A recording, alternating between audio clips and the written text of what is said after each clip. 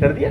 देख, नियत बल F के लिए कार्य ऊर्जा प्रमेय लिखना है और सिद्ध करना है। तो कोई पिंड है जिसका द्रव्यमान m है और प्रारंभिक वेग u है, इस पर एक समान बल F लगाया जाता है जिससे वह उसमें a त्वरण उत्पन्न हो जाता है और बल की दिशा में चली गई दूरी a से तथा उसका अंतिम वेग v है। तो गति के द्वितीय समीकरण से हम जानते हैं कि द्रव्यमान इंटू त्वरण F बराबर ma। a का मतलब क्या होता है? a का मतलब होता है बेटा वेग में परिवर्तन की दर। वेग में परिवर्तन की दर को हम त्वरण कहते हैं। अंतिम वेग माइनस प्रारंभिक वेग बटे समय। अब यहां तक तो हम आ गए। अब हम बात करेंगे W। W बराबर क्या होता है? W बराबर क्या होता है? F into D. F into D है ना। W बराबर होता है F इंटू डी। डी यानी चली गई दूरी है ना। डी का मतलब क्या है? चली गई दूरी। तो 2 मिनट है ना। इसको थोड़ा सा यहाँ पर हम कौन सा समीकरण लेंगे? यहाँ पर हम F इंटू डी वाला नहीं लेते हैं, यहाँ पर हम कुछ चेंज करेंगे और यहाँ पर हम जो समीकरण है हमारा v square upon T F of M V square, तो F इंटू डी, तो डी की जगह अच्छा अच्छा अच्छा अच्छा अच्छा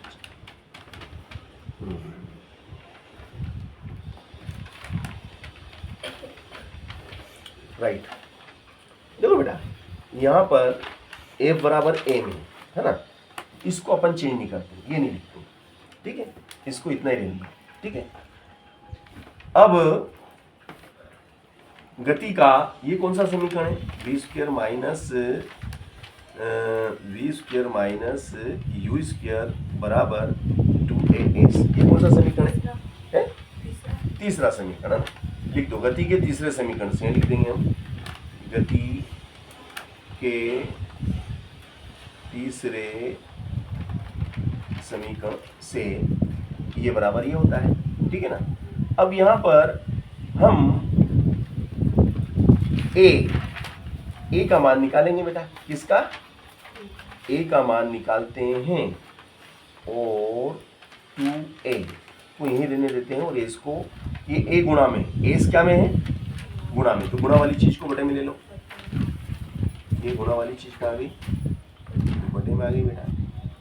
बराबर में क्या रह गया? 2a। आगे यहाँ तक आगे हम यहाँ तक आ चुके हैं, ठीक है। यस। अब 2a सॉरी एस को ही रहने दो, 2a को बटे में लाओ, 2a को बटे में लाओ, ठीक है। ओके। अब कार्य बराबर क्या होता है? बल इंटू चली गई दूरी a से। चली गई दूरी अपन ने क्या मानी? देखो यहाँ पे इसमें हमने चली गई दूरी को s माना है ना। तो बल इंटू विस्थापन या दूरी है ना। तो ये हो जाएगा आपका f का मान बोलो तो f का मान कितना है? m a। और s का मान कितना है? बोलो s का मान भी बोलो। b square minus u square बटे 2a। तो मैंने यहाँ पे क्या करा? देखो यहाँ पे मैंने f का मान तो यहाँ से ले लिया, f का मान यहाँ से आ गया और s का मान यहाँ से आ गया ना।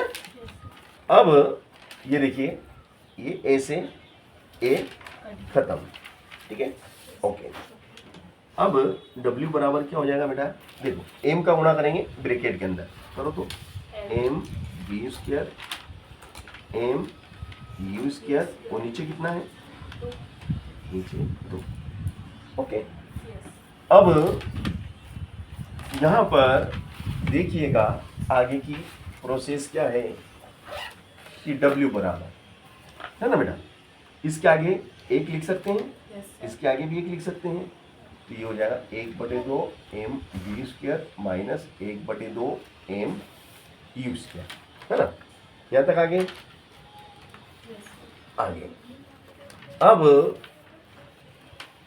हमारा जो नियम है क्या है, कार्य ऊर्जा प्रमेय क्या कहती है बेटा, तुमने भी क्या बताया था कि किया गया कार्य गतिज ऊर्जा में परिवर्तन के बराबर होता है ना। तो ये गतिज ऊर्जा में परिवर्तन ही तो है। देखो आप देखो, ये अंतिम गतिज ऊर्जा माइनस प्रारंभिक गतिज ऊर्जा, पिंड की अंतिम गतिज ऊर्जा में से प्रारंभिक गतिज ऊर्जा को घटा दिया जाए तो वह किए गए कार्य के बराबर होता है। यही कार्य ऊर्जा प्रमेय है। लिख दो, यही कार्य ऊर्जा प्रमेय है। कठिन के सरल आ गया समझ में? चलो अच्छी बात है। इसके बाद अगला प्रश्न क्या था आपका, देखो आखिरी वाला क्या था वो, कलन विधि से ना। कलन विधि से क्या करना है हमें, कलन विधि से हमें गति के समीकरण स्थापित करना है ना। कलन विधि का उपयोग कर एक समान त्वरित गति के लिए शुद्ध गति समीकरण क्या कीजिए। Very good. देखिएगा, कलन विधि से एक समान त्वरित गति के लिए हमें कलन विधि का उपयोग करके बिल्कुल कर लेते हैं। आपके सामने ये पहला ही प्रश्न हम कर रहे हैं। देखिएगा अब आप क्वेश्चन है ना, समाकलन विधि से गति के प्रथम समीकरण का निकमान। कलन विधि द्वारा गति का प्रथम समीकरण का निकमान है ना बेटा। तो प्रथम समीकरण आपका जो है वो क्या है बेटा, बता। गति का प्रथम समीकरण हमने v बराबर u प्लस a v बराबर u प्लस a, ये हमें लाना है, ये हमें लाना है, ये सिद्ध करना है इस विधि से ये हमें लाना है ना। चलेगा, अब लिखेंगे हम, माना कि किसी वस्तु का प्रारंभिक वेग u है और वह एक समान त्वरण a से गतिशील है। लिखो बेटा, माना किसी वस्तु का प्रारंभिक वेग u है। प्रारंभिक वेग क्या माना हमने, u है, तथा वह एक समान त्वरण a से गतिशील है। तथा वह एक समान त्वरण a से गतिशील है। ठीक है, अच्छी बात है, एक समान त्वरण a से गतिशील है। तो त्वरण बराबर क्या होता है बेटा, त्वरण बराबर क्या होता है, वेग में परिवर्तन, वेग में परिवर्तन बटे समय।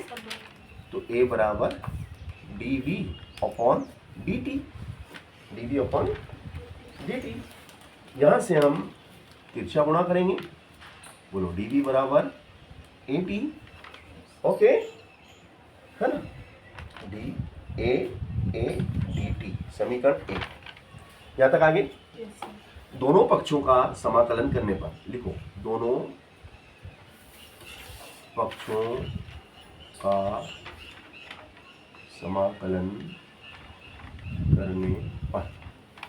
तो अब हम क्या करेंगे, इन दोनों पक्षों का क्या करेंगे, समाकलन। देखो, ये समाकलन का निशान ऐसा होता है बेटा, v, फिर ये a कांस्टेंट है, ध्यान रखना।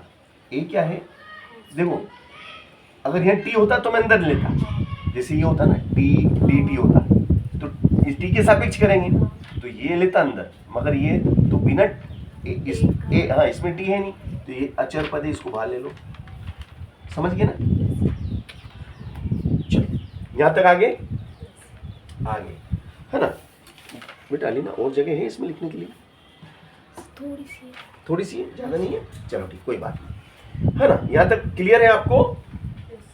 अब देखिएगा कैसे करते हैं डीवी का। डीवी का यहां कुछ नहीं, एक है, यहां कुछ नहीं मतलब क्या है? एक है। इसलिए डीवी का या एक का v के सापेक्ष, एक का v के सापेक्ष समाकलन। एक का मतलब समझते हैं आप? देखो ध्यान से देखना, एक का मतलब क्या होता है। देखो एक को अपन क्या लिख सकते हैं? v के पदों में। एक को v के पदों में कैसे लिखेंगे? v0। v0 का मतलब क्या? एक ही होता है। एक नहीं लिखा मैंने, v0 लिख दिया। और dv एक, यहाँ पे एक है, मैं क्या लिख सकता हूँ?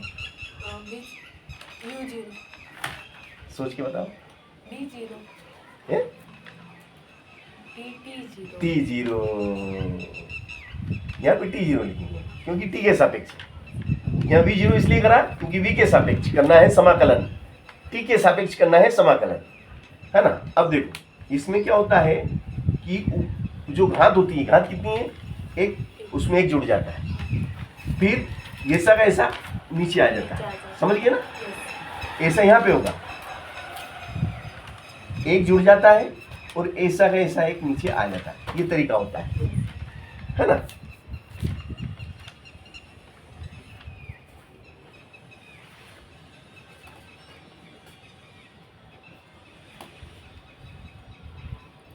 अब यहाँ पर जो है आपका समाकलन आप जो कर रहे हैं बेटा, इसमें t बराबर आपको 0 से t लेना है और जो आपका वेग है वो u से v होगा। यहाँ पे क्या होगा? ये देखो प्रारंभिक वेग क्या था? u और अंतिम वेग v। प्रारंभिक समय 0 और अंतिम समय t। प्रारंभिक समय 0, अंतिम समय t। देखो इधर प्रारंभिक वेग u, अंतिम वेग v, समझ गए ना? चलो, तो 0 और 1 कितना होता है? एक ही होता है, एक लिखते ही नहीं। 0 और 1 कितना होता है? एक होता है। एक लिखते हैं क्या अपन? नहीं लिखते हैं।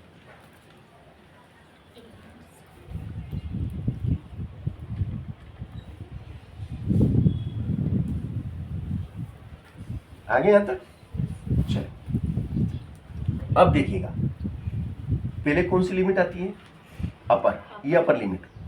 तो इस v की जगह ये v आ जाएगा, फिर माइनस, फिर ये इस v की जगह ये u आ जाए।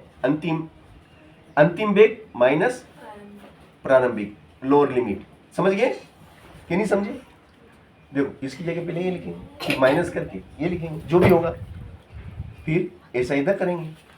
देखो इसकी जगह ये आ जाएगा, इस t की जगह ये t, माइनस इस t की जगह ये नीचे वाला। समझ गए?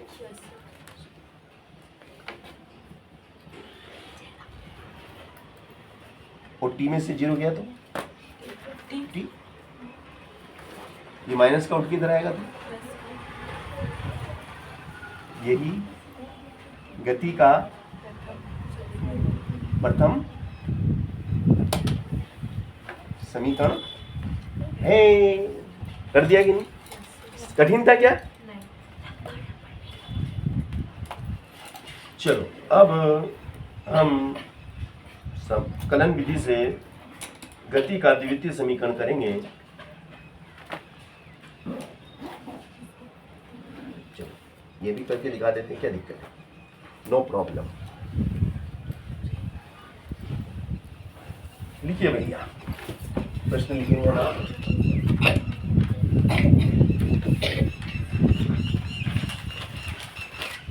कलन अली ना, देखो तो दिखता है इसमें। सर किसी का फोन आ रहा है।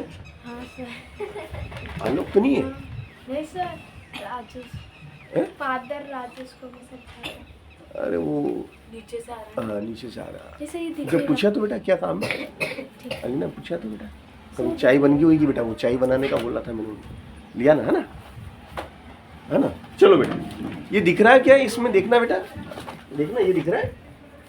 नहीं सर, नहीं दिख रहा है। ए दिख रहा है, ये ए वी। ये देख रहा है। हाँ। हाँ तो देखिए इसलिए तो पूछा मैंने, ये कभी वीडियो बिगड़ना नहीं चाहिए अपना। सर, क्योंकि